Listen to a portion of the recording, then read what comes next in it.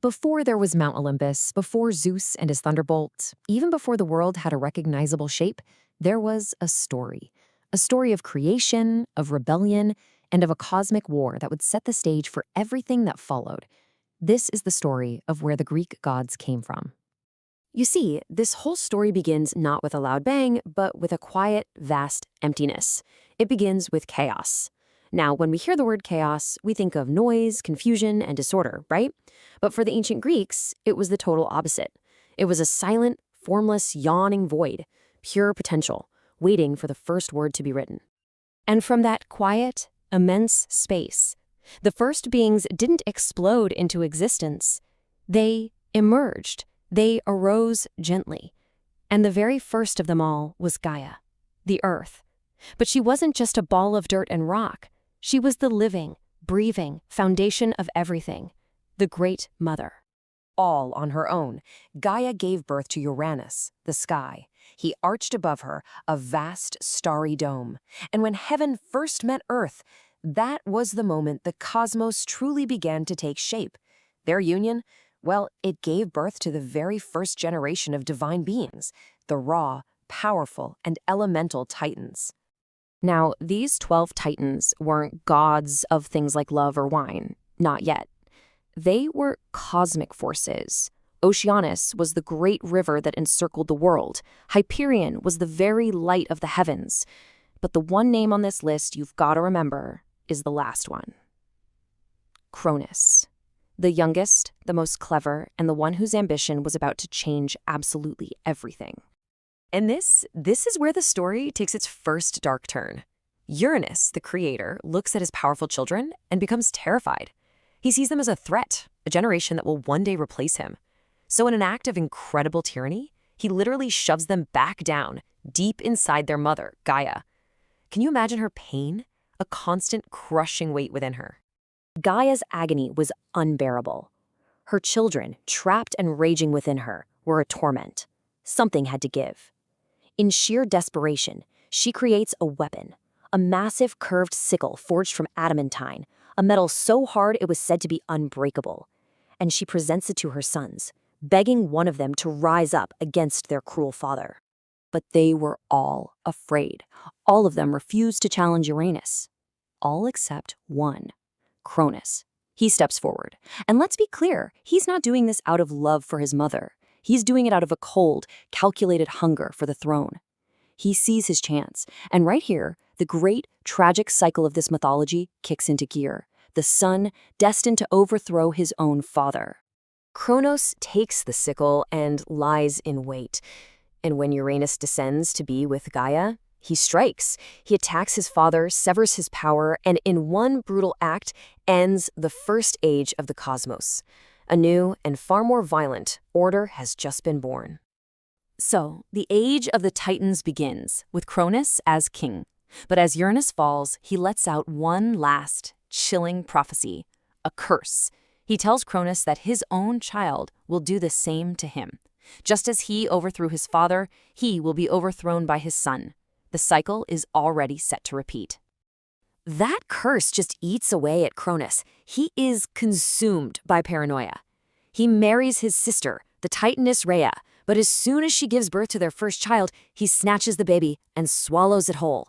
He does this again and again. He swallows Hestia, Demeter, Hera, Hades, and Poseidon. He's not killing them, you see. They're immortal. He's imprisoning them in a living tomb inside his own body so they can never grow powerful enough to threaten him. I mean, the irony here is just staggering. Cronus is so terrified of becoming his father that he becomes an even greater monster. Uranus locked his children inside the earth. Cronus locks them inside his own stomach. The very fear that drives him is what ensures the prophecy will, one day, come true. Rhea is just heartbroken. She's lost 5 children to her husband's paranoia. So when she's about to give birth to her 6th child, she knows she can't let it happen again. She goes to her mother, Gaia, for help. Together, they come up with a plan. She hides the real baby on the remote island of Crete. Then, she wraps a big rock in swaddling clothes and presents it to Cronus. And he, blinded by his fear, swallows the stone without even looking. He thinks he's finally safe. Of course, that hidden child was Zeus. And while he grew up in secret, becoming strong and wise, the rest of the cosmos was suffering under Cronus's grim rule. Those 5 gods were still trapped, just waiting. The prophecy wasn't avoided. It was just simmering. So think about Zeus's challenge for a second. How do you possibly defeat an immortal king who is the personification of time itself? You can't just kill him. Zeus knew he couldn't do it alone. His first move had to be freeing his brothers and sisters. So he seeks out Metis, the wisest of all the Titans, and she helps him devise a brilliant plan. In disguise, Zeus gets Cronus to drink a potion that Metis prepared. The effect is immediate and, well, violent. Cronus is forced to vomit up everything he swallowed, and out they come, first the stone, then his children. One by one, Poseidon, Hades, Hera, Demeter of Hestia emerge. Not as babies, but as fully grown, powerful gods, burning with rage and ready for war. So the battle lines are drawn, but Zeus knows that even with his siblings, they need more firepower to take on the Titans. So he goes down into Tartarus, the deepest pit of the underworld, and frees 2 other sets of his uncles that Cronus had kept imprisoned. The Cyclops, who were master craftsmen, and the Hecatoncheires, these terrifying giants with 100 hands each. With them on his side, the stage was finally set. And this was no quick fight. The war between the Olympians and the Titans, the Titanomachy, raged for 10 full years. It was a conflict so massive, so catastrophic, that it was said the very foundations of the universe shook. Mountains were ripped from the earth and thrown like spears. It was absolute chaos. The real game-changer came from the Cyclopes. To thank Zeus for freeing them, they forged 3 incredible weapons. For Zeus, they created the Thunderbolt, a weapon of pure lightning and cosmic power. For Poseidon, the Trident, which could shake the earth and command the seas. And for Hades, they made the Helm of Darkness, which could make its wearer completely invisible. Armed with these legendary weapons and fighting alongside his powerful siblings and allies, Zeus finally gained the upper hand. In one final climactic battle, he unleashes the full power of the Thunderbolt, striking down his father Kronos. The defeated Titans are then cast down into Tartarus, and the long, brutal war is finally over. With the old rulers defeated, a new age is ready to begin, the Age of Olympus. But before Zeus can truly establish order, Gaia, angry that her Titan children were imprisoned, sends one last, horrific monster to challenge him, Typhon, a creature so huge his head scraped the stars. After an epic battle, Zeus defeats him too, finally securing his place as king. And now, Zeus can finally build his new world. But here's what he does differently. He doesn't hoard all the power for himself like his father and grandfather did. He divides it. He takes the sky and heavens as his domain, but he gives the seas to his brother Poseidon and the underworld to Hades. His sisters and the other Olympians are given their own realms of influence too. It's a structured government, a balanced cosmos. So what's the big takeaway from all of this cosmic soap opera? It's more than just a cool story. It's making a point. It's saying that power isn't meant to be absolute or permanent.